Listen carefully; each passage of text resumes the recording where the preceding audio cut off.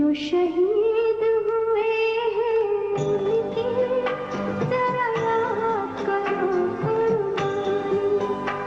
ऐ मेरे वतन के लोगों, जरा आँख में भरो पानी।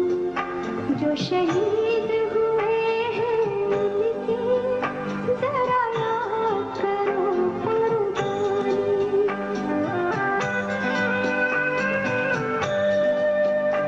जब घायल हुआ हिमालय, खतरे में पड़ी आजादी। जब तक थी सांस लड़े वो, जब तक थी सांस लड़े वो।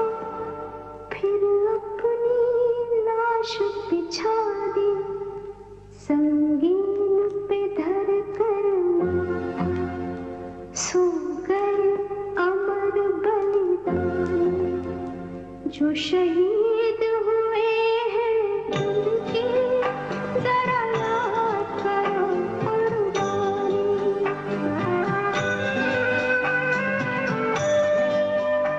जब देश में थी दीवानी, वो खेल रहे थे होली।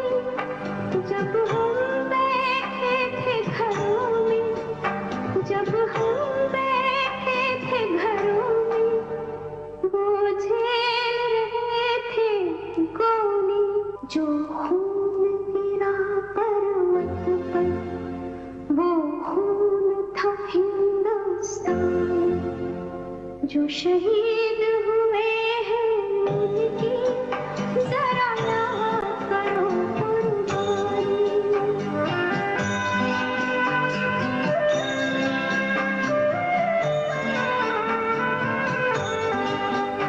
थी खून से लथपथ काया, फिर भी बंदूक उठा के 10-10 को एक ने मारा।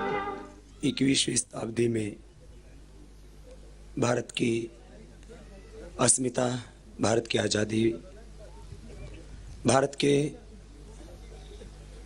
स्वाधीनता पर, भारत के स्वाभिमान पर जिन्होंने प्रहार किया, उन आतंकवादियों को अपनी जीवन की आहुतियां अर्पित करके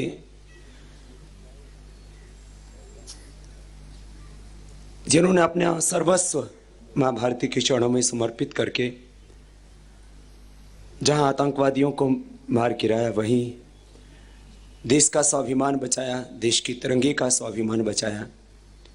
उन माँ भारती के अमर पुत्रों को जो खुद वीर गति को प्राप्त हो गए, अपनी जीवन की आहुतियां देकर के वो अमर हुतात्मा इस भारत की लाज रख कर के हमारे बीच से चले गए।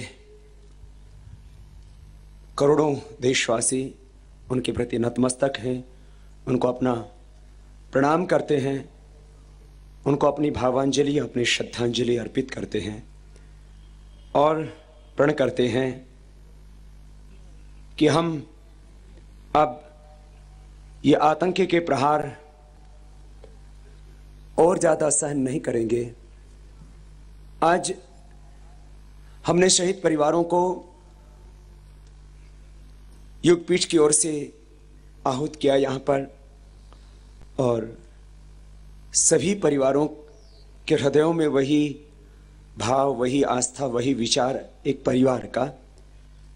और मैंने इन शहीद परिवारों की आंखों में वो देश का दर्द भी देखा है। अभी जब हम माँ भारती की उन अमर पुत्रों को हम श्रद्धांजलि अर्पित करने के जा रहे थे, तो मैं देख रहा था कि किस तरह से, चाहे वो शहीद संदीप उन्नीकृष्ण की माता श्री धनलक्ष्मी जी हों, या उनके पूज्य पिताश्री के उन्नीकृष्ण जी हों, हमारे शहीद करकरे जी, जब मैं मुंबई में गया उस परिवार में, क्योंकि करकरे जी स्वयं उन्होंने मुंबई में अपने पुलिस के मित्रों के लिए कैंप भी रखा था, खुद उसमें वो सहभागी थे, उन्होंने आयोजित किया था वो कैंप। और ये पूरा परिवार स्वयं योग अभ्यास करता है। योग से भी एक हद तक आदमी की हिम्मत बनती है, उसके बाद भी आदमी आखिर टूटता तो है। मैंने इन शहीद परिवारों के आंखों में वो दर्द भी देखा है और एक संकल्प भी देखा है, एक जोश भी देखा है, एक हिम्मत भी देखी है, एक साहस भी देखा है, एक शौर्य भी देखा है। जहां इनके दिलों में इस देश का दर्द है, वो दर्द केवल इनका नहीं, और जो इन्होंने जिस पीड़ा को खुद सहा है, अपनों को खोकर के भी देश का स्वाभिमान यद्यपि बचाए, लेकिन उस दर्द को तो कोई मिटा नहीं सकता। आगे से ये दर्द किसी को ना सहना पड़े, इसके लिए पूरे राष्ट्र को हमें जगाना भी होगा, और खुद जागने के साथ साथ जो देश के प्रहरी हैं उनको भी हमें जगाना होगा। ये जो परिवार यहां बैठे हैं, इनमें आप शायद सबको महसूस ना हो, हम इन परिवारों के दिलों का दर्द और उनके दिलों में आखिर जो देश की पीड़ा है उसको भी हम शब्द देंगे जरूर। और क्या अपेक्षा रखते हैं हमारी सरकारों से, जो हमारा नेतृत्व है, क्योंकि आप चाहे सालास्कर के घर को देखें, उनकी मात्र एक बेटी है, बहुत हिम्मत वाली। मैं उनसे मिला तो मैंने कहा, बेटा आपको बेटे का काम भी करना है और बेटी का दायित्व भी निभाना है। और इस बेटी में जो मैंने हिम्मत देखी, क्योंकि जिस दिन मैं गया था उस दिन तो स्मिता उठ भी नहीं पा रही थी, इतना टूटी हुई थी। जैसे आज हम शहीद गजेंद्र की पत्नी को देखते हैं, जैसे उनको याद आती है वो बेहोश हो जाती है और उनको संभालना मुश्किल हो जाता है। इतनी छोटी सी उम्र में जो अपनों को छोड़ के चले गए, आखिर उनका दर्द हम खाली भावों से बांट सकते हैं, उन जो दिल में लगे घाव हैं उनको तो भर नहीं सकते। हमने ये इन शहीद परिवारों का सम्मान, या कोई अर्थ इसमें कोई ये जान की कभी कोई कीमत नहीं होती है। करोड़ों देशवासियों की ओर से सम्मान को अभिव्यक्त देने के लिए मात्र प्रतीकात्मक सहानुभूति के पुष्प आज हम एक एक परिवार को अर्पित कर रहे हैं। और आज हम प्रतिज्ञा भी करते हैं कि जिस तरह से ये दर्द, ये पीड़ा इन परिवारों ने सही, कल ये प्रहार किसी और पर भी हो सकता है। अपने सीने पर गोलियां खा करके यद्यपि उन्होंने मां भारती की लाश तो बचा ली, लेकिन इस दर्द को हम सदियों तक ना भुला पाएंगे। ये कोई छोटा दर्द नहीं है, और इस दर्द को झेलते झेलते हमने हजारों लोगों की जान गंवाई। यद्यपि हम सबके मंगल की कामना करते हैं,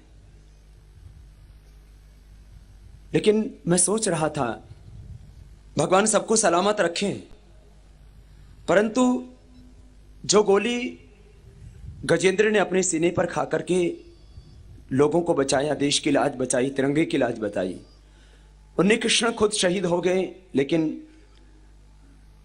मां भारती का सम्मान बचाया। चाहे हमारे शहीद करकरे साहब हो, या सालास्कर जी हो, कामटे जी हो, या तमाम वो हमारे परिवार जो आज हमारे बीच में हैं। मैं सोच रहा था किसी नेता के परिजन के सीने पर शायद ये गोली लगती तो अभी तक पाकिस्तान में जो आतंकवाद को पनाह जहां से मिल रही है, उन आतंकवादी कैंपों को कभी का ध्वस्त कर दिया गया होता। लेकिन क्योंकि वो गोली संदीप उन्नी कृष्णन के सीने पर लगती है, वो गजेंद्र के सीने पर लगती है, वो सालास्कर के सीने पर लगती है, वो गोली लगती है कामटे के सीने पर, वो करकरे के सीने पर, तो शायद सत्ताओं को दर्ज नहीं होता है। पतंजलि योग पीठ हरिद्वार में आयोजित द्वितीय अंतर्राष्ट्रीय योग सम्मेलन में योग ऋषि स्वामी रामदेव जी के योग सत्र के साथ साथ देश विदेश के प्रतिष्ठित संस्थानों के प्रख्यात गूढ़ विद्वानों के व्याख्यानों की अंग्रेजी से हिंदी व हिंदी से अंग्रेजी अनुवाद की सुविधा। स्थान सीमित है, पंजीकरण एवं भाग लेने हेतु तुरंत संपर्क करें। पतंजलि योग पीठ हरिद्वार। फोन 01342400008। ईमेल divyoga@rediffmail.com और pyp.conference2013@gmail.com। Website patanjaliresearchfoundation.com। महंगाई का मुकाबला करने के लिए